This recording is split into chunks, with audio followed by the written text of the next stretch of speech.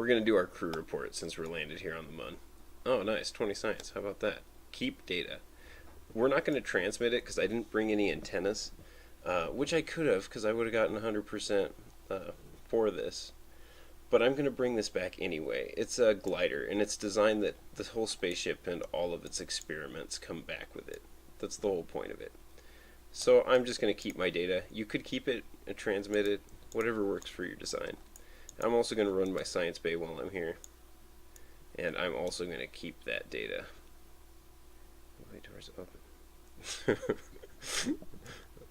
Oh boy. Really, KSP? Do I have to? And now I'm going to observe my goo. Oh yeah, the goo is less dense here. How about that? Alright, and I will keep that data. And now there's a few last little things to do while I'm here. I will EVA.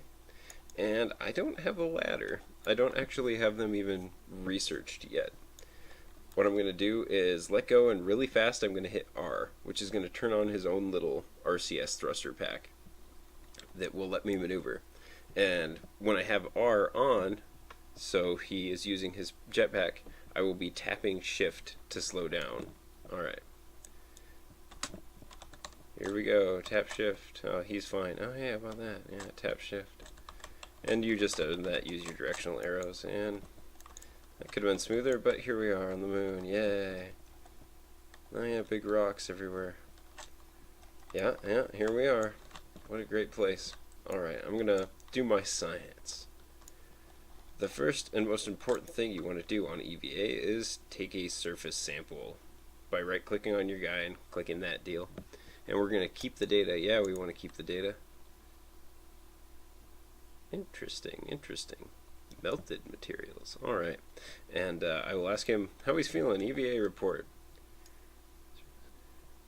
Yeah, I bet you feel small there, Jeb. Let's keep that. Alright. And here we are. Now we just got to plant the flag there. And he's actually been to the moon before in this file. So I'm going to write that he's been here again. I've been just writing who was there. What I did there is I tapped R and I'm hitting shift. And actually the moon is a really good place to practice for spacewalking.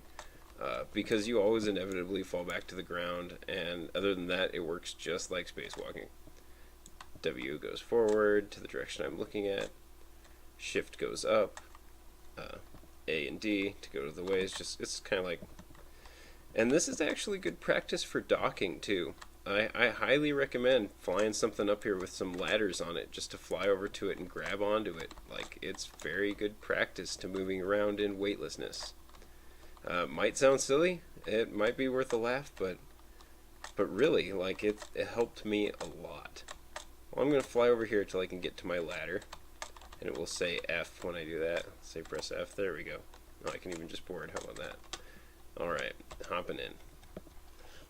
Great, I've got my science on board. I'm going to hit F5 because a lot can go wrong on launch. And we are ready to get out of here. We want to fly up, and we want to do a gravity turn towards 90 degrees, which in this case is going to be off to the left on my nav ball, which is my A key, once I start to ascend. And you're going to want to start to do your gravity turn a lot earlier because there's no atmosphere. But here we go. I'm holding down shift, my throttle's going up, my ship's flying off the moon, and we're going to be tipping towards 90 like pretty much immediately. Did you see how fast that rose up there? Alright, and again, it doesn't matter how far we are away from that because there's no air up here. It's nice, it's the moon. And we're going to want to get this about 80. It really doesn't matter. Like, the moon has no atmosphere, but anywhere about 80 I feel good about. 90, sure, whatever. Gosh, I am having doubts about getting little Jeb all the way home here. Okay, burning. There we go. Okay, nice circular orbit. And again, just like before, I accelerated by holding shift towards that, the prograde vector, and I hit X when I saw them start to switch. And here I am, and now, gosh, I'm going to save. I have 37 units of oxidizer. It's going to be okay, Jeb. Anywhere on this blue line, anywhere, we're going to add a maneuver. And to repeat myself, there's probably more fuel efficient ways to do this. This is just what gets me by. And we're going to speed up. You want to speed up until you can break the influence of the Mun on you. And there we go. Okay, we don't want to do this. We want this purple thing to collide with Kerbin with this spacecraft design. Otherwise, you might want to get the periapsis just close to Kerbin so you can make yourself a circular orbit. But with this spacecraft, because it has so little fuel, you really just want to get a good point. And what I'm doing is I'm pulling against the retrograde vector to slow down the maneuver. And then I'm grabbing the other one, speeding up. Alright, that is pretty darn close. And now that I've got something pretty darn close, I'm going to grab the circle in the middle, and I'm going to just try monkeying around with that. I think this is going to be pay dirt right here, just because of how close it is. Slow down a bit, speed up a bit, speed up more, there we go. And that we're actually going to collide with the planet. I don't have a lot of fuel, and I really don't want to have to come rescue this guy. So I'm going to speed up a bit, or I'm sorry, slow down a bit. Slow down a bit to save some fuel, because this place does have an atmosphere. Which means if I just graze it, it's enough to just land me somewhere. 50? Yeah, whatever. 50 is fine. That's fine. Alright, so same deal as always. We find our maneuver. It's over here right now. Oh man, good luck, Jeb. It's gonna be a telling time for you in 32 minutes. Game time. Fast forward, but we don't want to skip it. Alright, coming up close. 1 minute, 50, 40, 30. Alright, anytime now we're probably fine to start burning. And like I said, gosh, I really hope this guy makes it. There's not much to this thing as far as weight goes. So, here we go. Firing engines by holding down shift. Watching the fuel run out at an alarming rate. And we're watching them line up. X. Perfect. Beautiful. Look at the fuel there, guys. Look at that. We are going to fast forward here. Alright, and we are on our way. Obviously, this broken wing was not a planned part of this mission in any little way. I reviewed the footage, and unfortunately it seems that I lost the wing during time warp when I got to here. So my advice would be, maybe I should have stopped my time warp a little further out. I've reviewed the footage, and it seems to be a time warp glitch. I thought maybe I broke it on ascent somehow, but that is not the case. Well, there's a problem here, is this thing is designed to fly down and land on its landing gear. And that's not going to be very easy because we are going to be very aerodynamically unstable. We're going to go ahead and use our emergency parachute. Can Jeb make it? We will find out. We are coming up at our low point, and hopefully we create enough drag. In fact, gosh, I probably should have hung on to that to slow me down. Oh yeah, we're going to make enough drag. Gosh, if I don't run into it. Wouldn't that just beat all? Alright, excuse me, friend. Not sure when I'm going to start to contact more air. And see how we're slowing down. We might have to do more than one pass around here to brake. But that's okay. So long as we get him home, who cares? Yeah, we're going to unfortunately shoot off to space, which makes this kind of anticlimactic, but it's part of the process, and if you end up in the same kind of crap, now you know what to do.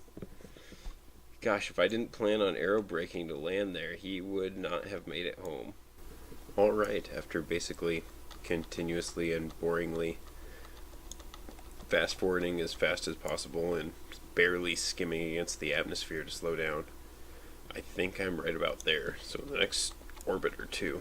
Gosh, if you're confused, what's happened here is that in order to slow down, I've just been bumping the atmosphere, and finally I slowed down enough that my periapsis is inside the planet. I am now on a crash course with Kerbin, and Jeb is getting home at last with his precious science.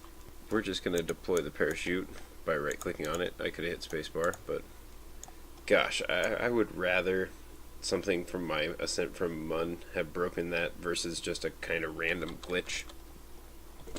So that's why we're going to pretend it was an accident with space junk. Yeah, I would have been able to land right on this.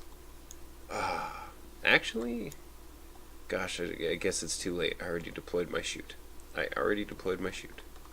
Man. Maybe I can just crank up the altitude to make it... oh, no. Maybe I thought that backwards, actually. I will lose stabilization control as soon as the battery power hits 0. But stabilization control in landing a plane by parachute can be very important because wings tend to try to push things, to push your vehicle this way and that. Especially having this one freakishly missing wing. Very, very disappointing. And here we go. Yeah, that would have been a nice place to land, somewhere right down on this little peninsula. I'm gonna toggle off SAS. There we go. There's my directional indicators. Whoa. Okay, see, yeah, that's what happens.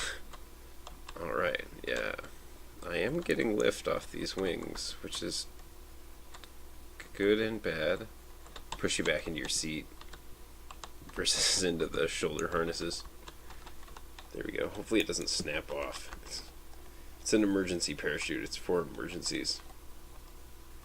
Come on, emergency parachute. You can do it. Do your emergency thing. Oh god. Okay, we are gonna go the right way because we are very close to the ground. Why? Okay, it's because I messed with the chute. Oh,